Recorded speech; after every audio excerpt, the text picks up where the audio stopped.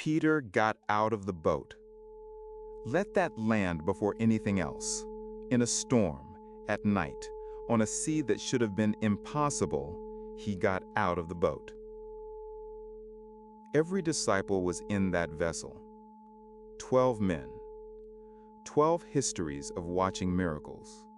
12 witnesses to the feeding of 5,000 earlier that same day.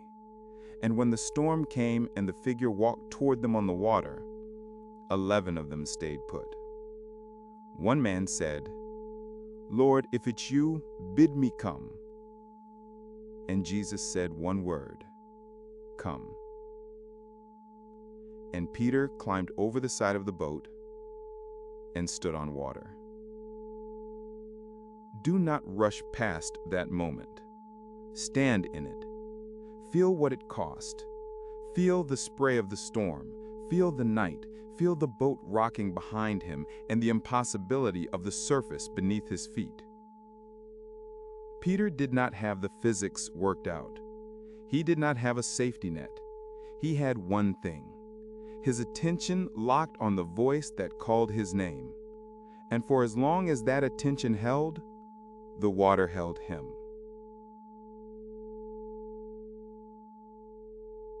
Sinking is not the sin of this story.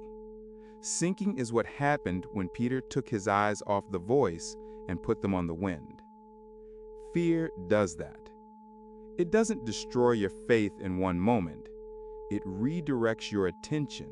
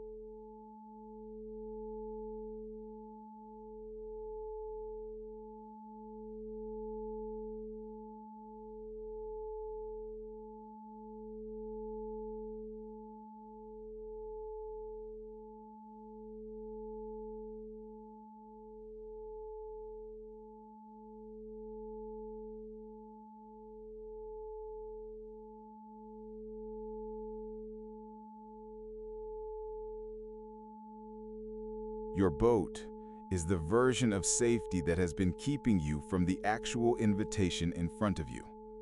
Not the safety of wisdom. Not every boat is wrong. But you know the difference between the boat of good judgment and the boat of fear. You know which one you're gripping right now because of the feeling inside your chest when you read this. The boat of fear feels reasonable and slightly sick at the same time. The invitation is out there on the water. The voice has already called your name.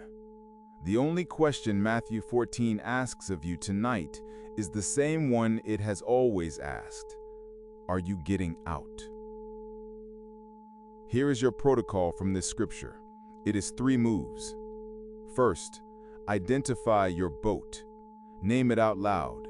The job you won't leave, the conversation you won't have, the offering you won't make, the person you won't become because the water looks too deep and the storm too loud.